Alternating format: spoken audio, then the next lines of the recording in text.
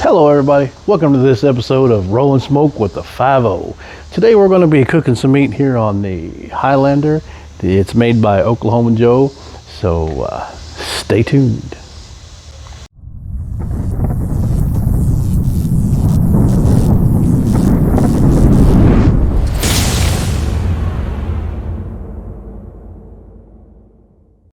All right, before we get started, I'm going to cover a few things that we're going to use today. Obviously, we're going to use some water, and if you all don't know what that's for, that's not for me to drink. That is for the meat to drink.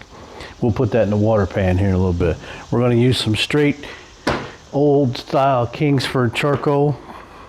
We're going to use a charcoal chimney. If y'all don't know anything about this, please look it up. This saves you all kinds of headache, and you don't have to use lighter fluid and that kind of stuff. And some newspaper. And then on the other side of the table, we have our MAP gas torch. We have our accessory pack, and inside there is just thermometers and meat claws and gloves and alcohol wipes and that kind of thing. We'll cover that later. So hang in there, we'll get this thing fired up. All right, everybody, this is gonna be real time here. We got our charcoal chimney. We're gonna turn it upside down, take our newspapers, ball it up into, this particular newspaper is from work, so there happens to be 5 sections here. So I just loosely crumple that stuff up. Don't crumple it up too tight, it won't burn.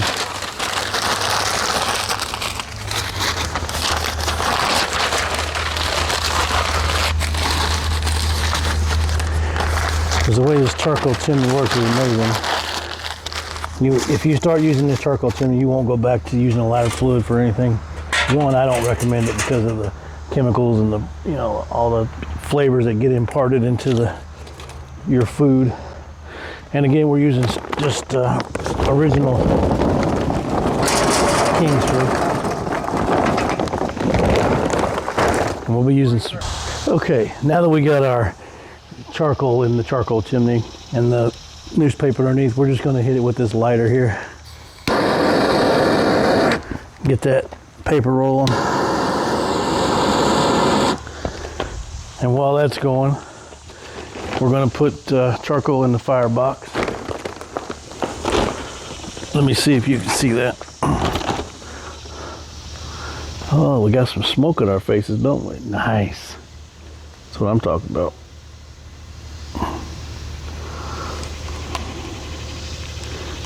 It's all about the smoke.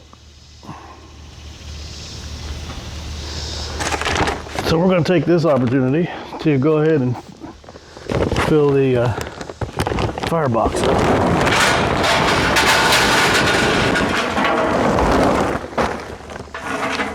We'll leave a little space for all this charcoal we're going to dump in there.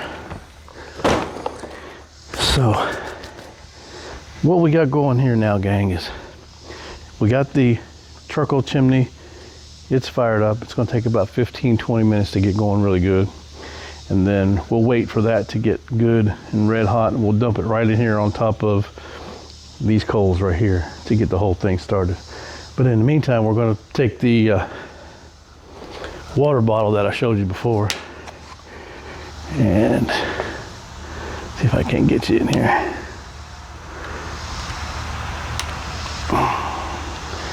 It's hard to see. Everything's so dark in here. So we're going to take this water bottle and we're just going to empty the contents into this water pan.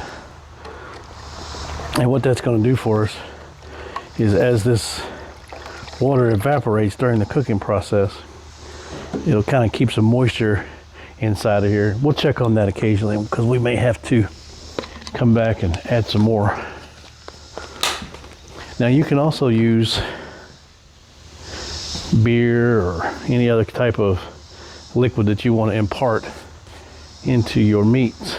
Doesn't really add much as far as flavor, but as far as the moisture content's concerned, it's definitely a must. So let's recap here, since we had a little interruption from some silly archaeological guy trying to get permission to be in the easement down by the highway because they're doing a project down there. I told him, I was like, it's the easement, man. It's not my property. It belongs to the state, so you have to get with them. But nonetheless, we have our charcoal in our firebox, and we have our charcoal chimney going away over here. So this is going to give us a little bit of time to get some other things ready. We're going to be smoking with some hickory chunks today, not splits. And the difference between a split and a chunk is a chunk is exactly just what it sounds like. It's a chunk of wood in various shapes and sizes, so we can just toss them in there. And a split is actually like a piece of firewood you would use in a fireplace or your wood stove. It's called a split. So with that being said, we'll take a little bit of a break. But before that, let's go ahead and do some housekeeping stuff here. And I'm sorry about the jerkiness of the tripod and things of that nature and the sound coming from up in the neighborhood, but there's some construction workers up here doing some stuff. But I always like to take this opportunity to go ahead and just use my wire brush and get some of that crustiness off of there from the last time. It doesn't take much.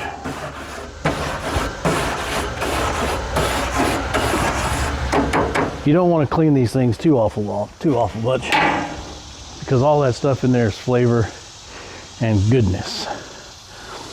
So let me go ahead and wait on the rest of this charcoal to get fired up, and I'll bring y'all back. Okay, everybody. As you can see, we've got our charcoal chimney rolling away over there. The smoke has started to die down, which means there's a lot of heat coming off of there. So we'll let that roll for a little longer. But in the meantime, I'm going to explain to you some of the parts of this particular pit. Your pit is going to be different depending on what model, the design. It could be an ugly drum smoker, it could be a cabinet smoker, it could be a reverse flow smoker, it could be a horizontal smoker, which is like this. I'll try to put some still photos and some descriptions in there of the different types, but this is really not a class on really the different types of smokers. I just want to give you a heads up that whatever smoker you decide to get, if you don't have one already, you need to learn how to drive your pit. So what that means is you need to learn what happens if you open a damper on one end. You make one change and then see what it does. Don't make two changes and see what it does, because you're going to confuse yourself. So if you need your heat to go up, you've got two options. You can either open your damper wide open on that end, or you can adjust your chimney flap right here. So when you first put the charcoal in there and you're wanting to get your pit temp up to 225, because that's what we do all of our smoking at.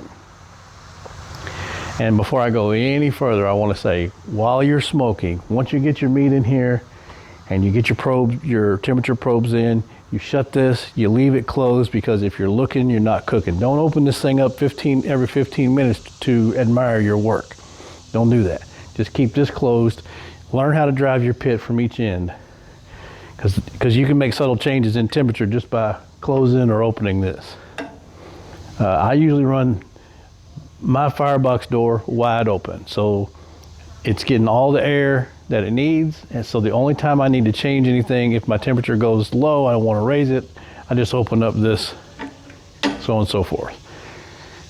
And another thing too is you don't want your wood to burn in there. You don't want your wood to be in there just, throwing off flames. So, because you want smoke. The smoke is why we're here. The charcoal will take care of your heat and cook your meat, but the smoke is what we want to impart into the meat. That's where you get that nice reddish pink smoke ring around the outside. So right now it looks like our charcoal here is about ready. So if you don't have welder's gloves or anything like that, you need to get some, because this stuff gets hot. So as I said before, we're going to put this charcoal right on top of the charcoal we put in the firebox.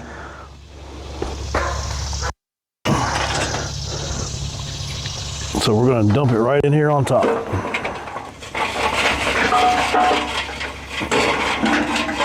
More the merrier. All right, so what we've essentially done here is we've taken a section of hot coals and dumped it right in there on top of a whole basket full of coals. And with these gloves, you can kind of move these hot coals around a little bit. You may drop a few, but that's no big deal, okay? So, we're also going to take about 2 or 3 good-sized chunks of this wood. And it won't take long for this stuff to start smoking. And we just set our chunks right in here. And about every hour when we come out to check the temperature in the pit, we'll possibly throw another few chunks in there.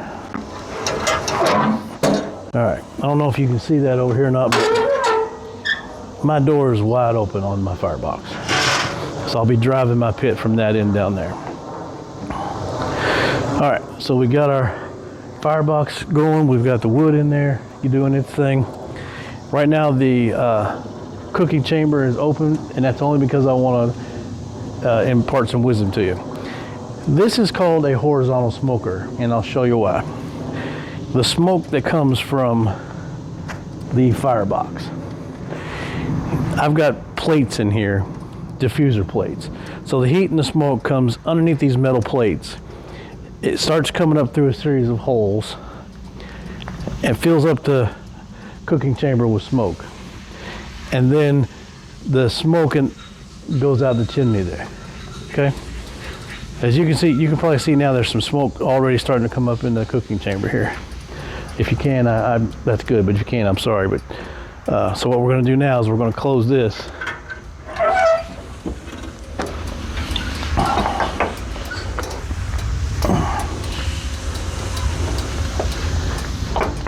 And for right now, we're going to leave the chimney flap all the way open. So we're trying to get that heat through there, and we're trying to get that heat up to 225. As you can see, there's a hickory smoke already rolling out this chimney. You don't want a real heavy, dark smoke during the process. You want a light, bluish color smoke. But as you can see, it's already coming out. That's the best stuff ever.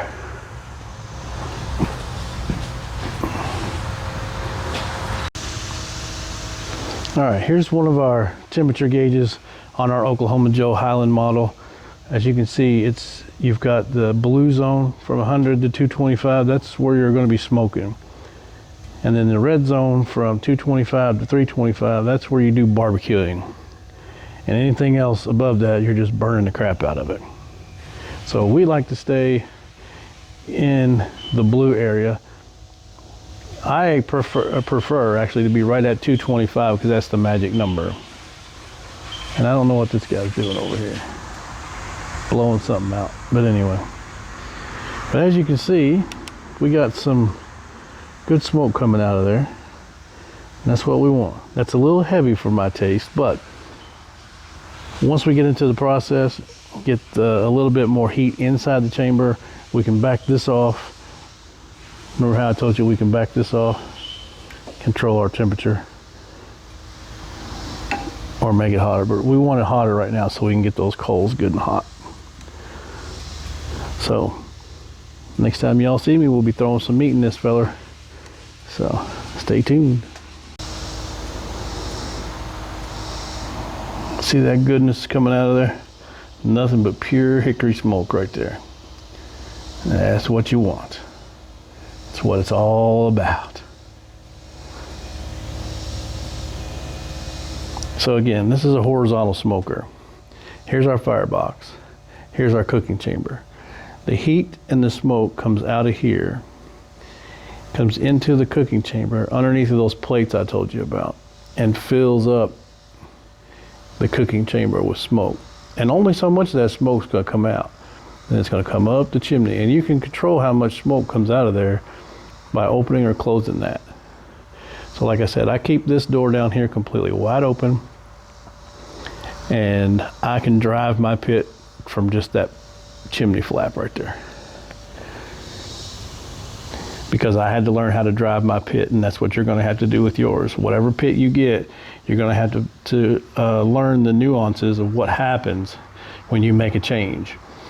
So, like I recommended earlier, if you make a change on your firebox damper vent, just make that one change and wait for about 15 minutes and see what happens.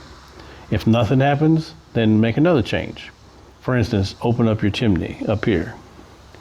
Wait 15 minutes, see what that does. That way you'll learn how to drive your pit. Now, the placement of your pit also has something to do with it too. My pit is painted black like most smoker pits are.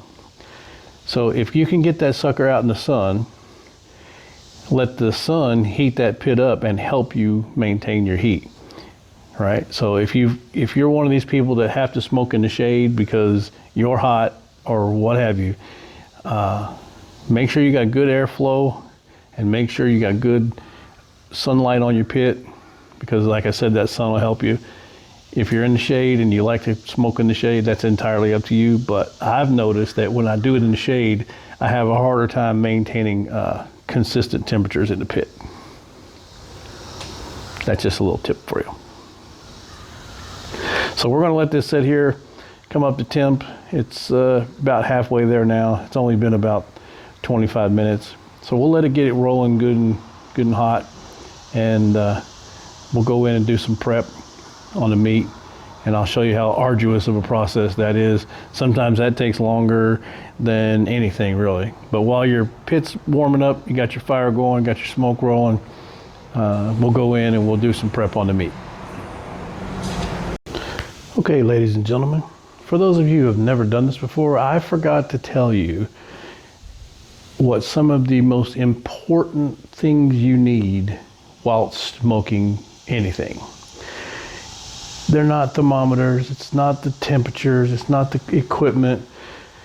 This is a leisure activity. If you cannot sit still for hours on end and do nothing, this is not a thing for you. Because some of the most important things you're going to need is this thing right here. That's your chair. And you're going to need some beverages and something to keep it cool. And you're going to need a bottle opener. So I'd like to give a big shout out and thank you to Terrell Fixes All and those people, whoever make this Heineken Zero. That bottle opener works wonders. And I've got a elk skins koozie to keep my beer warm, cold I mean. So this is the most important part of smoking meat. So now that we got that established, now's the time to just sit back, relax, let your worries float away with that smoke. Don't worry about it. Just spend some time out here by yourself and just let your woes and worries float away with that smoke, man, and enjoy yourself. Because that's what it's all about. Just you, your smoker, your thoughts, and time. Because now that's all you got to worry about is time. And maybe what's for supper. So with that being said, y'all stay tuned and we'll finish this journey together. Cheers. Okay, everybody, we're in the kitchen now, and I'm going to show you just how tedious of a process this is. And it's so time consuming, I don't know if I'm going to have enough video storage capability on my phone. Just kidding. So today what we're doing is a 3-pound chuck roast. This was 2.65 pounds for a total of $17. Now this is a poor man's brisket because the price of brisket now is $6.99 a pound, if not more than that. So for a 16 pound brisket, you're looking at over $100. So all I'm really going to do to prep this is take it out of the package and I'm gonna blot it just a little bit with a paper towel on the top. There wasn't hardly anything on that, so. And now comes the time-consuming process. Basically, all I use is McCormick's Montreal steak seasoning, that's it. And then all you gotta do is sprinkle that around. Get generous with it. Just make sure you cover the whole top.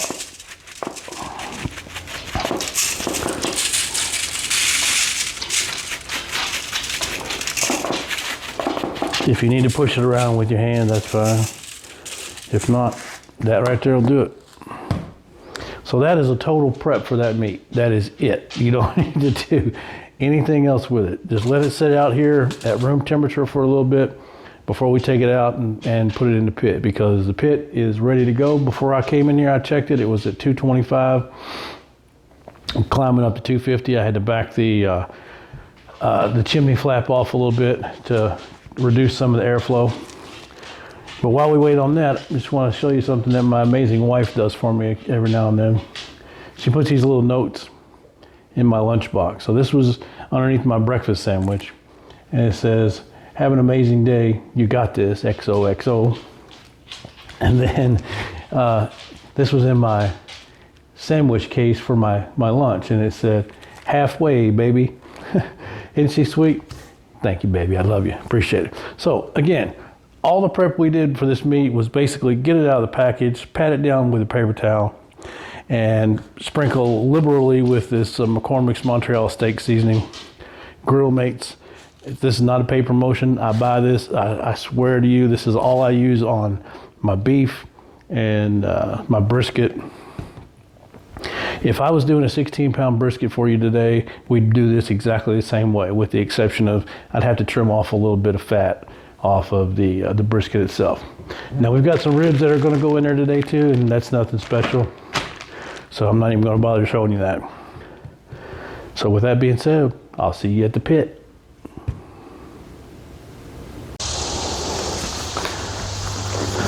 Okay, everybody. So we're back out here at the pit again. And I'm getting my gloves on so I can handle this meat. And got a few things to do.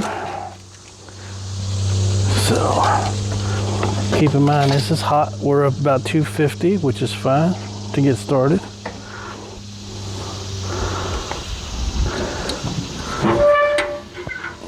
It's bright out here. Okay, so we're going to take our chuck roast that you saw me prepping in there in the kitchen. We're going to put it down here with the heaviest end towards the heat here. And we're going to go ahead and get these ribs out of here. I just put some Emerald Lagasse's rib rub on there. These are a whole different story. That's a whole nother show. But we'll get this out of the way. I'll be right back. So now that we got our meat prepped, we got it in here, we got to get our probe in here, our temperature probe, because it's not about how long do I have to cook these. Then it doesn't matter, because we go by temperature in this world. So we're going to cook this chuck roast to an internal temperature of 150. When it gets to 150, we're going to take it out. We're going to wrap it in some aluminum foil and put it right back on until the internal temperature gets to 203, 205. And then we'll leave it in the foil, we'll take it out, and we'll wrap it in a towel and put it in a cooler, and it can sit there for up to 4 hours or so, and it will just be as juicy and tender as, but you'll see it whenever we cut into it later. But we're going to put this in the thickest part of the meat, and we only want to go about halfway through. So I'm going to put it right over here, about halfway in. We got our ribs over here, got our chuck roast over here.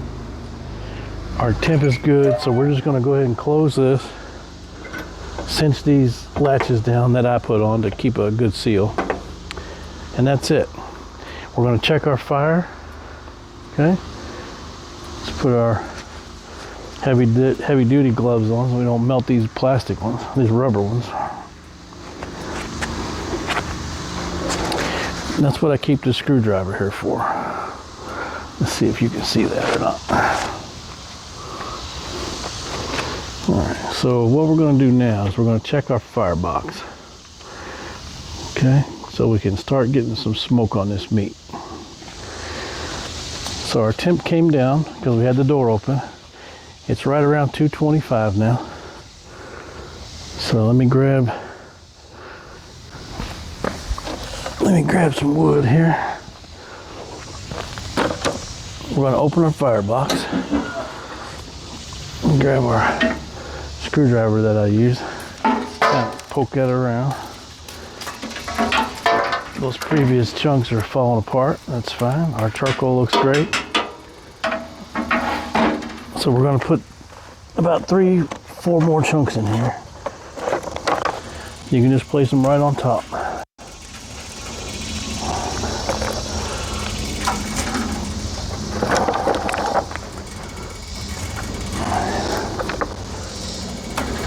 Alright, close that.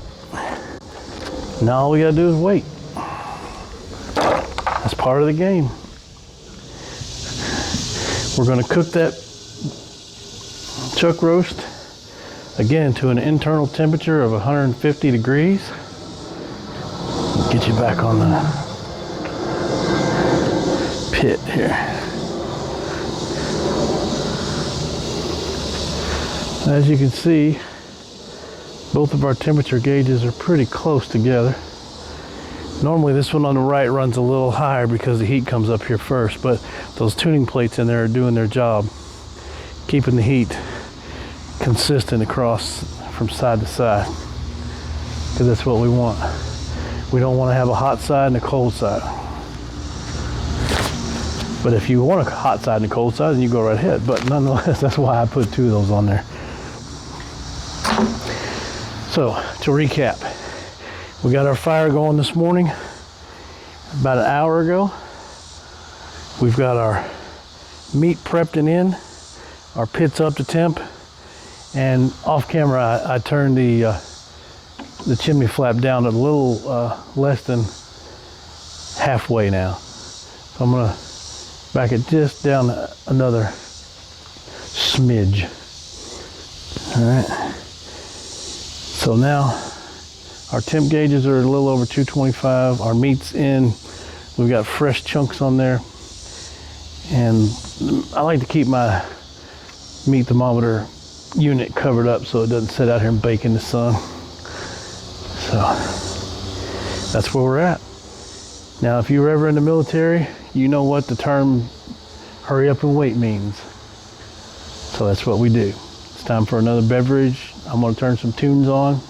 I like to listen to the blues while I smoke meat. Yeah, that's just me. But of course, it's a YouTube video and I can't have that music playing in the background. So I'm gonna go ahead and get my tunes going. I'm gonna get another beverage and I'm gonna sit back in my chair and let the worries of the world roll off my shoulders. So we'll be back. Okay, everybody. Earlier you saw me put those ribs in there with that chuck roast. I want to tell you a little bit more about those, how we're going to cook those ribs today, just in case you're curious.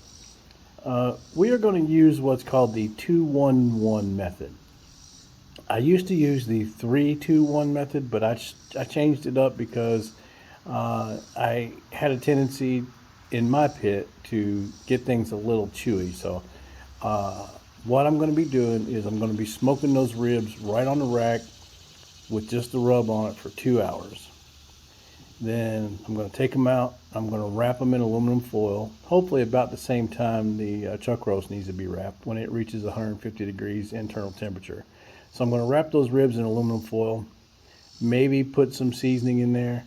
Back in the day I used to put butter and stuff in there, but I don't do that much anymore. I might put a little liquid in there for them to absorb. And then they're going to stay in that foil for an hour.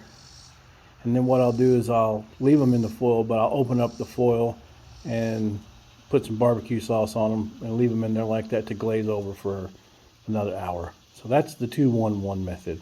And they come out great every time, fall apart. So That's a good method that I've used in the past. So if you want to adopt that, feel free to do so. Again, that's the 2 hours in the smoke, right on the rack.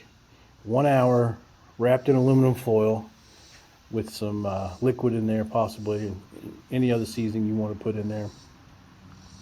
And the final hour, leave them in the foil, but open the foil packet up. Glaze them with whatever you want to, barbecue sauce. Some people put marmalade and preserves and stuff on them, and then leave them in there with the packet open for another hour so they can glaze over. So that's just a little tidbit for you. See you in a little bit. Okay, everybody, we still got the smoke rolling. Our temps are up about 250. I just backed it down a little bit so we can get it back down to 225. We're going to go ahead and check the meat. It's been, I don't know, about an hour. We're going to turn on the thermometer. It's going to do its thing. What we're looking for is the temperature on the right where it says 131, 132. So our chuck roast is 132 internal temperature. So it's not quite at 150. So we're just going to get back to jamming to our tunes and having a few beverages and watching the neighbors drive by and get envious smelling all that smoke. But anyway, y'all stay tuned. We'll see you in a little bit. I don't know if y'all can see that or not, but you know you got a lot of smoke in your pit when it's coming out the drain tube. It means your pit is full of smoke. That's what you want.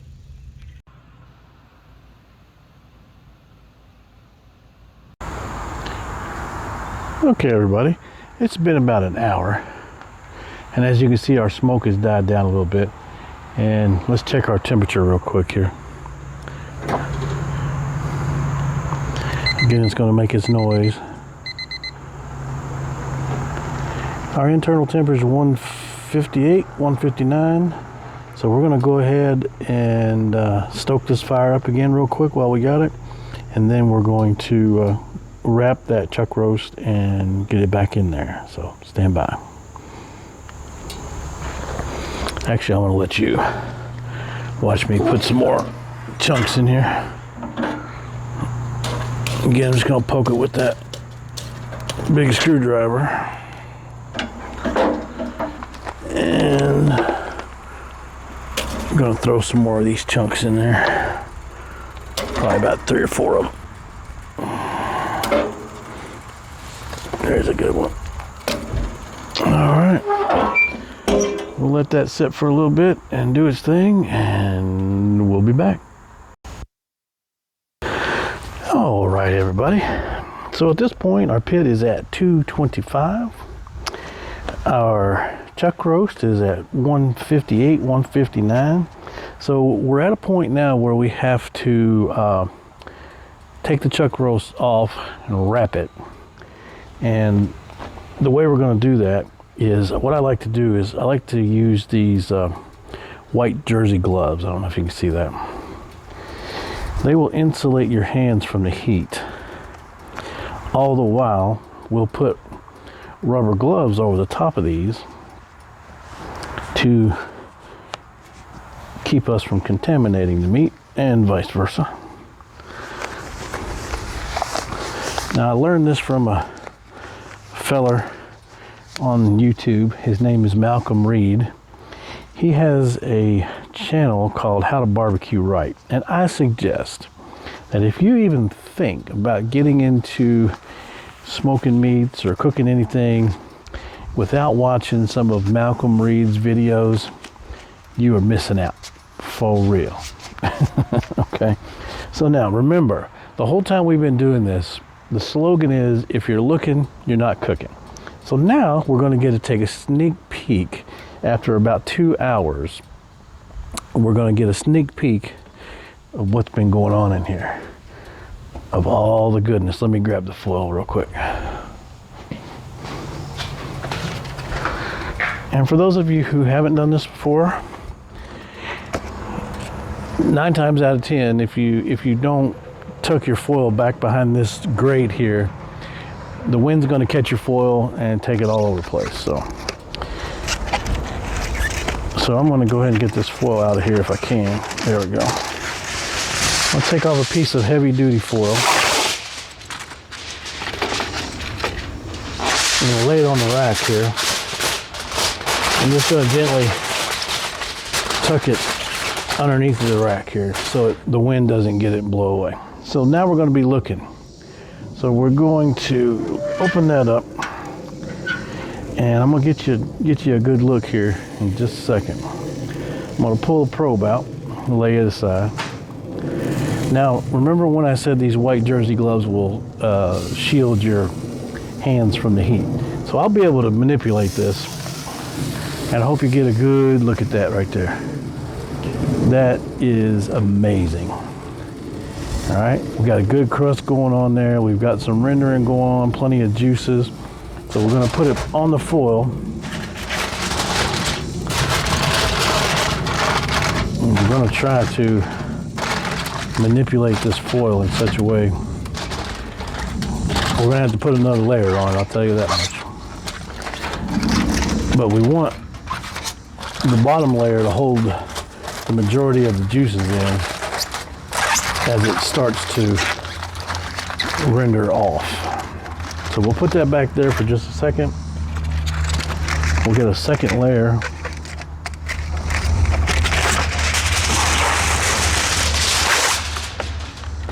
We'll turn it 90 degrees this way. Put that bad boy there. And this way it kind of guarantees that we're not going to have any type of leakage in the cooler after the fact. So we don't want our juices to leak out, obviously. So now, you notice we didn't put any type of liquid inside there. So we're going to put it right back in the exact same spot it was. We're going to put our probe as close to the original spot that we could, about halfway down. Don't pierce it all the way through. We're going to take that up to 203 degrees. Now these ribs have been smoking for a while. They're looking good there. So we're going to let them ribs go for about another half hour, 45 minutes, get some more smoke on them. So we got new chunks in the firebox. We're going to get this closed so we can get our temp back up, and we'll get back to cooking, because remember, if you're looking, you're not cooking. So we'll get this device cover back up from the sun, and we'll let our temp come back up, and we'll check on in about an hour to get those ribs wrapped up, and we'll leave it at that. Just take it easy. Okay, boys and girls, it's time to get those ribs out of there and get them wrapped up so we can get them finished. It's been a couple hours. The chuck roast is going strong, about 190 or so. So let me go ahead and get my white jersey gloves on with my 7mm latex gloves. If you can afford the 7mm, let me tell you what, please do so in all aspects of whether it be lawnmower work or smoking meats. If you can afford the 7mm, I mean, at Harbor Freight, these boxes of 100 gloves, 50 pair is $16 for 7mm. You cannot beat that at all. So we're going to get our foil ready for each rack of ribs. It's a half rack, actually.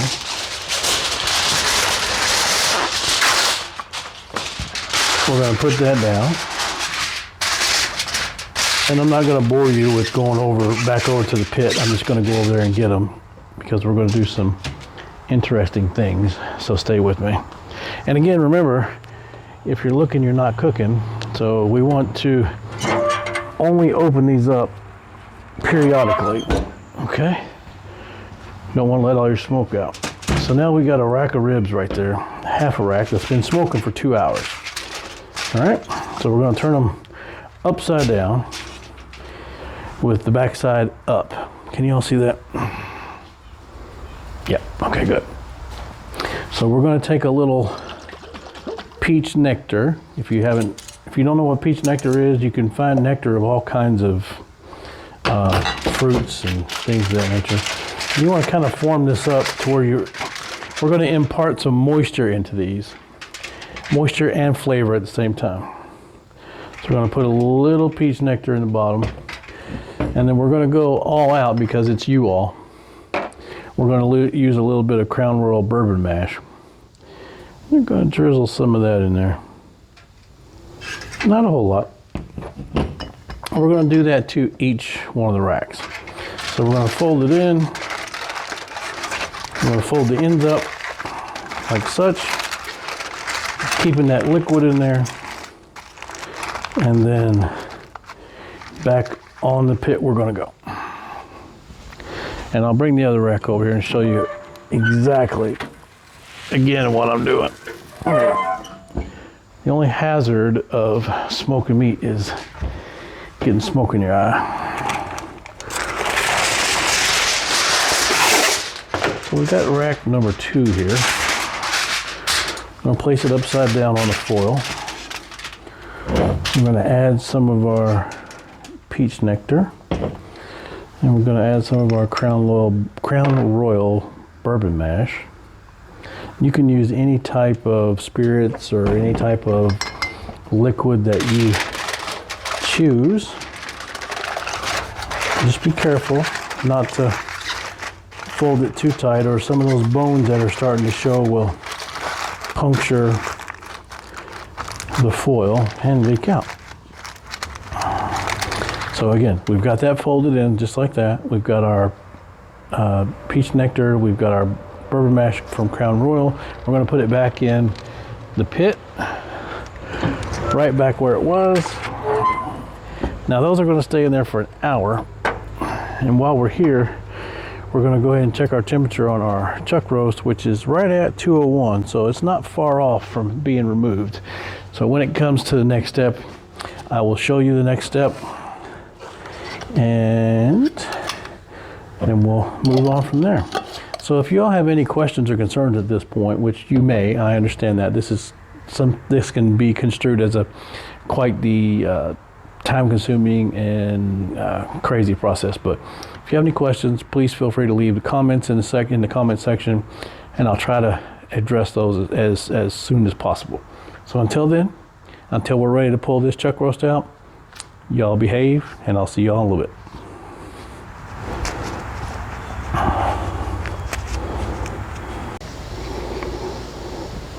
All right, everybody. We are at the point where we're ready to take this chuck roast out. Those ribs are going to stay in there for a little longer because, as you knew, we got them set up. We got them wrapped up already. Whew. Got the peach nectar and the Crown Royal in there with them. So we're going to, I got my Michael Jackson glove on. Got that out. Okay, what we've got set up over here is we've got a cooler with a beach towel in it, AKA a carboy. So we've got our glove on. We're going to grab our chuck roast just like this, and we are going to place it in the towel. See that? We're going to wrap it up, put her to bed. We're going to wrap it up nice and neat. She's going to rest in there till it's dinner time. It'll probably be in there for 4 hours or so. 3-4 hours till it's dinner time.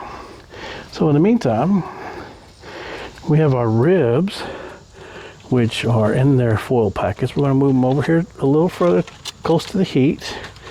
So they're steaming in that peach nectar. Our water level is still good. So again, if you're looking, you are not cooking. So we'll get this locked down and we will let it roll. So until we either fall out or we eat something, you all take care, and I'll see y'all in a little bit. Okay, in case you're all wondering why I'm all sweaty out here, my wife came home early and we just did our kettlebell workout and it was awesome. That woman is amazing. You know, she's come so far. I mean, we both have with our own weight loss journey. It's not the same journey, but we do it together. And let me just tell you. Oops, let me tell you, keep the smoker in the background. She is amazing. She's come so far and she's trusted me in, you know, showing her some exercises with some kettlebells and things that are out of her comfort zone. But let me tell you, she's got a heart the size of Texas, okay? And she is determined to reach her goals and do anything and everything that she has to do to get there. So she's inspired me, I've inspired her. So it has been a walk of trials, tribulations, but however, now it has turned into a walk of triumph because we are accomplishing our goals together, doing everything that we can together to stay in tune with each other. But I don't want to get all sappy on you, but anyway, she's amazing. You all have met her. A lot of you have seen her and met her on live stream, but she is awesome. Absolutely awesome. So anyway, with that being said, we have the chuck roast out. It's resting in the carboy, AKA cooler. So the ribs have been wrapped and they'll be in there for a little while, and then we'll pop those foil packets open and get some barbecue sauce on them and let them sit in there for an hour so they can glaze up and get sticky. There's nothing better than some sticky ribs. You got to get it all over your face whenever you eat it, or else you ain't doing it right. So anyway, with that being said, y'all stay tuned and thank you for hanging in there with me this far. I know a lot of you have given up the ghost and bowed out, but please stay with me. And I appreciate everyone being here. Please give me all your likes, shares, and comments, and make sure you subscribe if you haven't done so. And like I said, if you've made it this far, you're a die-hard barbecue fan. So I'll talk to y'all later. All right, everybody, we're gonna check on these ribs. We're gonna get our white jersey gloves back on, our Michael Jackson gloves. And because we're going to be handling these ribs and their full packets, they can be kind of hot after being in here. Our temperature's still holding right at 250, and we haven't put any more hickory wood on there because obviously nothing's going to take any more smoke because it's wrapped up at this point. So right now we're going to get suited up for the heat. We're going to pop this open. Step back from, there's not a lot of smoke going on. We just got heat going on right now. All right. Can y'all see those full packets in there? Yeah. All right. So normally our go-to barbecue sauce is Sweet Baby Ray's. But however, we don't have any of that at this point. So we are going to be using the Best Choice Walmart version of sweet and tangy hickory sauce. Now, as you can see, I don't know if you can see that there from this vantage point, but let me try to get this in here without spilling everything.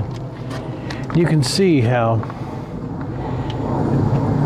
those ribs are pulled back from the bone there on the ends. You've got bones exposed there. So we are going to flip them back up because remember, we flipped them meat side down in order to put that liquid in there. So we're going to go ahead. Oh yeah, these are getting tender. See that? You get that curve in them. We're going to do both racks that way. Yeah. Bones pulling back on both of them. Now we're going to leave these open just like this for the next hour. we're going to utilize that excess heat that we got in there to glaze this barbecue sauce on there. We've got our little fancy rubber barbecue brush. So we're just going to dollop these with, we're going to spritz these with this cheap barbecue sauce, which actually turns out to be one of our favorites. So we're going to slather that on there, get them covered real good. And then we're going to spread it around with this brush. That's going to allow us to caramelize any sugars in that barbecue sauce. So we're just going to brush that around, make sure everything's covered.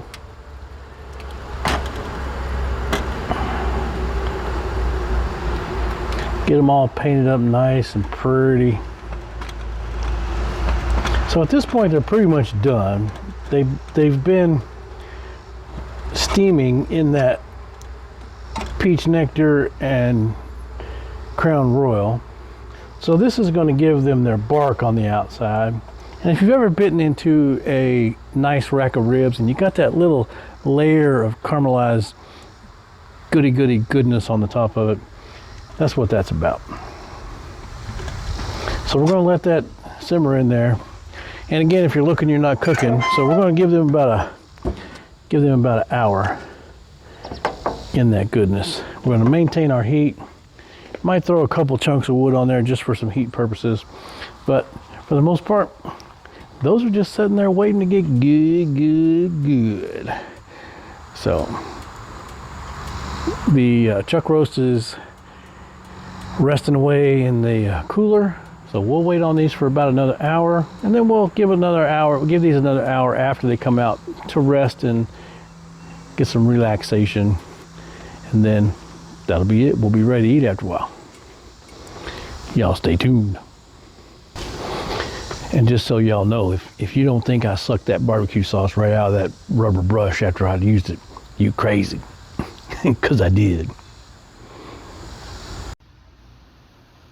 All right, ladies and gentlemen, so what we're doing now is we're waiting for the last about 45 minutes to an hour while that barbecue sauce caramelizes on those ribs and makes some sticky, icky goodness on top of it. That bark is going to be amazing. That's the best part, if you ask me.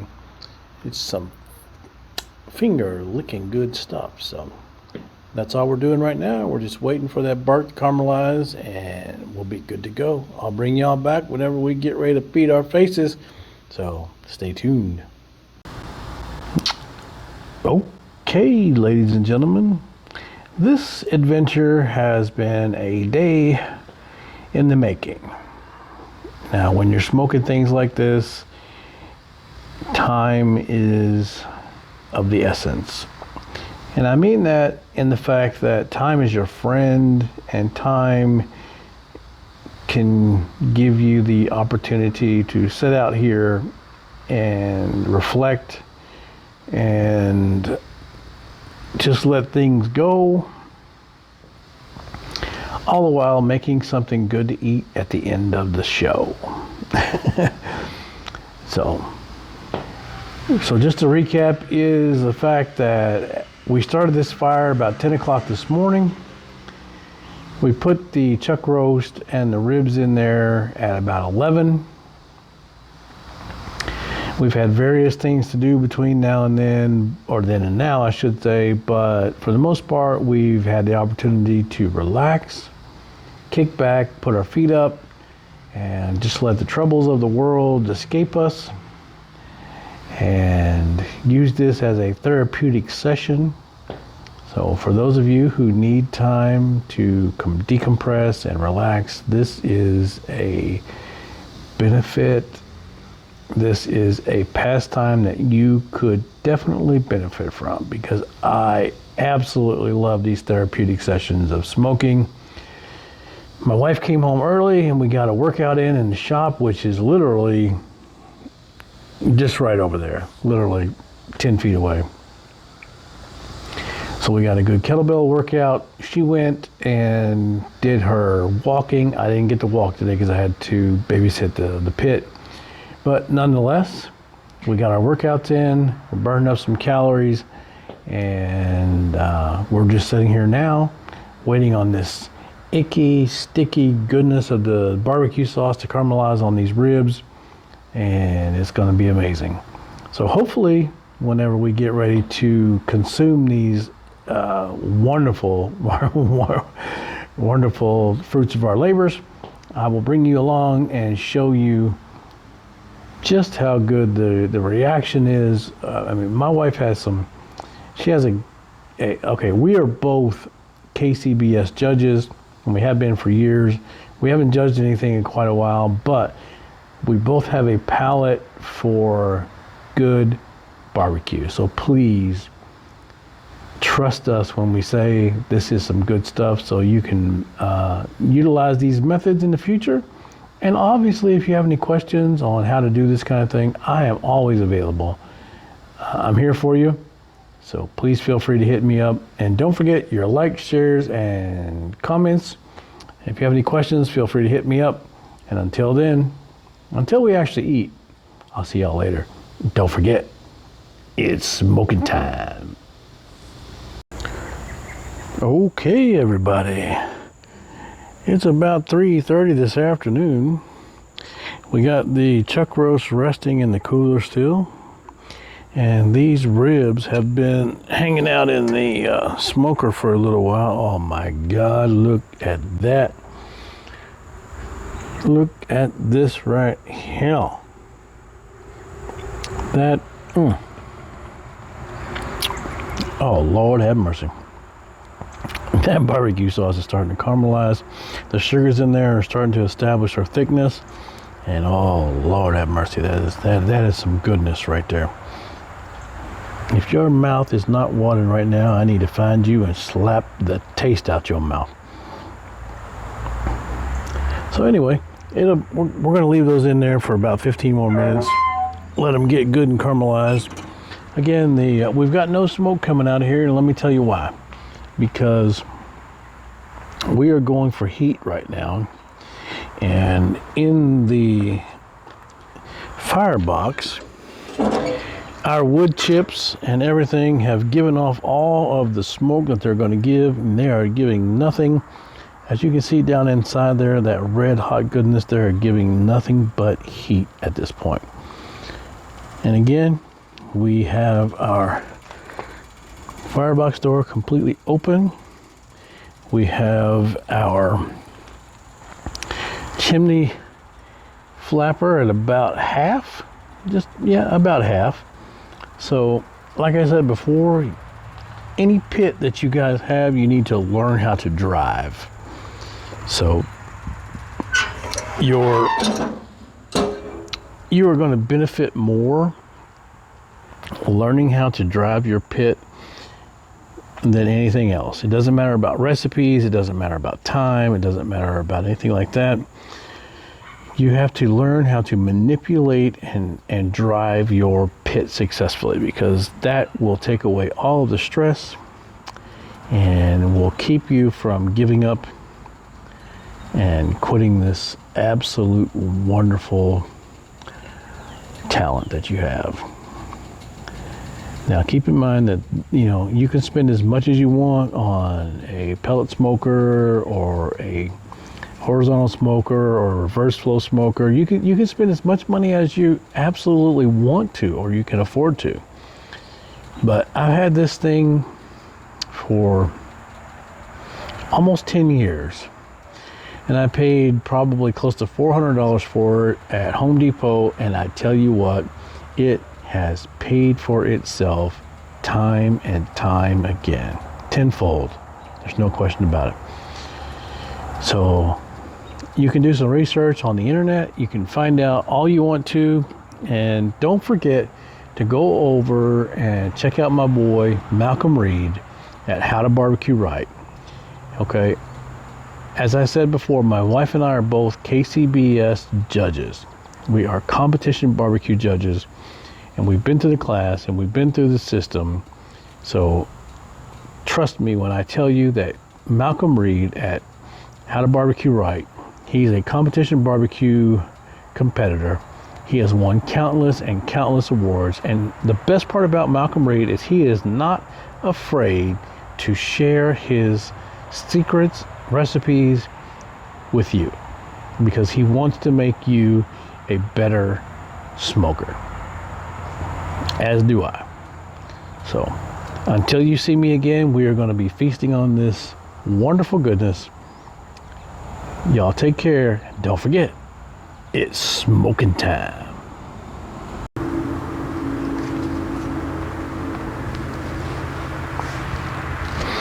Okay, for those of you who did not believe me that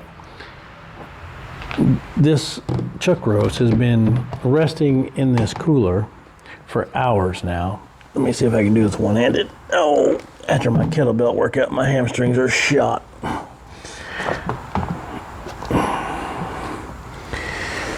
So here we are with that chuck roast that we took out of the smoker, and it's probably been out of there for three hours now. So we are going to find out. Now that package itself is at 102 degrees. You can't pick that up. Believe me, if you picked it up barehanded, you are going to regret that. So this cooler / carboy technique works wonders. So this thing has been sitting here doing nothing but soaking up that goodness of all that flavor that we put on it. And as it cools, the molecular structure of the meat actually sucks that moisture back up inside of it. So let me close this up before it loses any heat. So anytime you do anything that requires a resting period, please let it rest. Okay, if you don't let it rest and you just slap it up into a cutting board and start cutting it because you're a carnivore, a super carnivore, and you want to eat it like right now, you got to keep in mind you need to let that thing do itself. It's science, man. It's not about your gastrointestinal issues. It's about it's about science. So just let it happen. Okay, ladies and gentlemen, here we are. We're going to see the fruits of our labors. It's been a long day, and we're going to see what we have to discover in these packages. So my lovely wife, Carrie, is going to unpack some of these. Feel free to do so. Now, these are the ribs that we had in there. Look at that. You cannot beat that at all. Juicy, tender, everything. So if you would, sweetheart, go ahead and open up that chuck roast. It's 2 layers thick, as I always do. Look at that. Look at that, ladies and gentlemen. Still 3, maybe 4 hours after the fact, and see the steam coming off of that. That is absolutely amazing, because I put that in the cooler and let it rest. The overflow temperature, the cooking temperature, just kept cooking, and it is tender and moist and just as wonderful as it could be. So we're going to eat this now without you, unfortunately. I wish you all could be here. Let me get a good shot of them ribs right there. So here we are, cutting between the bones. We're going to check out the smoke ring. See if you can get me a section up there, baby. There you go. That's fine. Look at that. Got the smoke ring, got the juiciness, got that barbecue sauce on top. So we are going to shut this down, and we're going to enjoy this now. And somebody wants to say a little something. So baby, what do you got to say? Don't forget, it's smoking time. Okay, everybody, this is what a good bite of ribs is supposed to look like. It's not supposed to fall off the bone, but you're gonna be able to take one bite and the rest of this stay on there. That's how you do it.